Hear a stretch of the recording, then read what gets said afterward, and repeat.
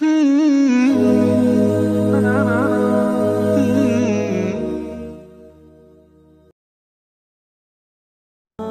لوگ اپنے اموال رات میں اور دن میں خفیہ طور پر اور دکھلا کر خرچ کرتے ہیں، ان کا اجر ان کے رب کے پاس ثابت ہے، اور ان پر نہ خوف طاری ہوگا اور نہ انہیں کوئی غم لاحق ہوگا۔ اللہ کی رضا کی خاطر مال خرچ کرنے والوں کی تعریف کی گئی ہے، اور آیت میں رات کو دن پر اور پوشیدہ کو اعلانیہ پر مقدم کرنے سے مقصود اس بات کی طرف اشارہ کرنا ہے کہ پوشیدہ طور پر دینا افضل ہے، اہل و عیال پر خرچ کرنا بھی اس میں شامل ہے۔ صحیحین میں مروی ہے، رسول اللہ صلی اللہ علیہ وسلم نے سعد بن ابی وقاص رضی اللہ عنہ سے فرمایا کہ رضائے الہی کی خاطر تم جو بھی خرچ کرو گے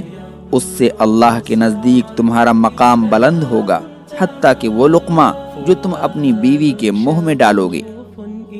حضرت ابو ہریرہ رضی اللہ عنہ سے روایت ہے کہ رسول اللہ صلی اللہ علیہ وسلم نے فرمایا، جب رمضان آتا ہے تو جنت کے دروازے کھول دیے جاتے ہیں۔ حضرت ابو ہریرہ رضی اللہ عنہ سے روایت ہے کہ وہ کہتے تھے، رسول اللہ صلی اللہ علیہ وسلم نے فرمایا، جب ماہ رمضان آتا ہے تو آسمان کے دروازے کھول دیے جاتے ہیں اور دوزخ کے دروازے بند کر دیے جاتے ہیں اور شیطانوں کو زنجیروں سے جکڑ دیا جاتا ہے۔ بخاری کتاب الصوم حدیث نمبر 8 اور 9۔ آج اگر آپ دنیا کا جائزہ لیں اور اس کے حالات پر غور کریں تو دنیا میں کتنے مسائل اور کتنے فتنے سر اٹھا رہے ہیں، اور روزوں کی جو حکمت ہے، روزوں کی جو فوائد ہیں، اگر انسان ہمیشہ اپنی زندگی میں روزوں کا اہتمام کرے تو اس کے بڑے مثبت نتائج برآمد ہوں گے۔ روزہ فقراء و مساکین پر شفقت و رحمت اور نرمی کرنے کا باعث ہے، کیونکہ جب انسان کچھ دیر کے لیے بھوکا رہتا ہے تو پھر اسے ان لوگوں کی حالت کا احساس ہوتا ہے جنہیں ہر وقت کھانا نصیب نہیں ہوتا۔ اس طرح وہ شخص غربا یعنی غریبوں کی عیانت، ان کے ساتھ شفقت و رحمت اور احسان کے لیے تیار ہو جاتا ہے۔ روزے کی ایک حکمت یہ بیان کی جاتی ہے کہ روزہ شیطان کو غم و غصہ دلانے اور اس کی کمزوری ثابت کرنے کا ایک وسیلہ ہے۔ روزے سے شیطان کے وسوسے کم ہو جاتے ہیں، جس کی وجہ سے جس کی بنیاد پر معاصی اور گناہ اور جرائم بھی کم ہو جاتے ہیں۔ اس کی وجہ یہ ہے کہ شیطان انسان میں خون کی طرح گردش کرتا ہے، تو روزے کی وجہ سے یہ گردش والی جگہیں تنگ پڑ جاتی ہیں، جس سے وہ کمزور ہو جاتا ہے اور اس کا نفور بھی کم ہو جاتا ہے۔ ابن تیمیہ کا بیان ہے کہ بلا شبہ کھانے پینے کی وجہ سے خون پیدا ہوتا ہے، اس لیے جب کھایا پیا جائے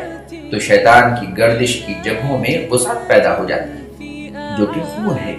اور جب روزہ رکھا جائے تو شیطان کی گردش والی جگہیں تنگ ہو جاتی ہیں، جس کی وجہ سے دل اچھائی اور بھلائی کے کاموں پر آمادہ ہوتا ہے اور برائی کے کام ترک کر دیتا ہے۔ مجموع الفتاوی جلد 25 صفحہ نمبر 246۔ روزے کی ایک اور حکمت یہ ہے کہ روزے کے ذریعے مسلمان کثرت سے اپنے رب کی اطاعت کو بجا لانے کا عادی بن جاتا ہے، کیونکہ روزہ دار دوران روزہ کثرت کے ساتھ اطاعت و فرمانبرداری کے کام سر انجام دیتا ہے، لہٰذا وہ اس کا عادی بن جاتا ہے۔ روزے کی ایک حکمت یہ بھی ہے کہ روزہ انسان میں دنیاوی خواہشات و لذت سے زہد پیدا کرتا ہے، نیکی پیدا کرتا ہے، اور اللہ تعالیٰ کے پاس موجود اجر و ثواب کو حاصل کرنے کی رغبت پیدا کرتا ہے۔ یہ جو چند حکمتیں آپ نے ابھی سنی، ان کے علاوہ اور بھی بہت ساری حکمتیں ہیں۔ اللہ تعالیٰ سے دعا ہے کہ وہ ہمیں روزے کے مقصد کو سمجھنے اور ان پر عمل کی توفیق عطا فرمائے۔ شیخ ابن عثیمین رحمہ اللہ فرماتے ہیں، جب ہم اللہ کا یہ فرمان پڑھتے ہیں کہ اے ایمان والو، تم پر روزے فرض کر دیے گئے ہیں جیسا کہ تم سے پہلے لوگوں پر فرض کیے گئے تاکہ تم پرہیزگار بن جاؤ، تو ہمیں روزوں کی فرضیت کی حکمت کا علم ہوتا ہے کہ یہ حکمت اللہ تعالیٰ کی عبادت اور تقویٰ ہے۔ تقویٰ محرمات یعنی حرام کردہ چیزوں کو ترک کرنے کا نام ہے،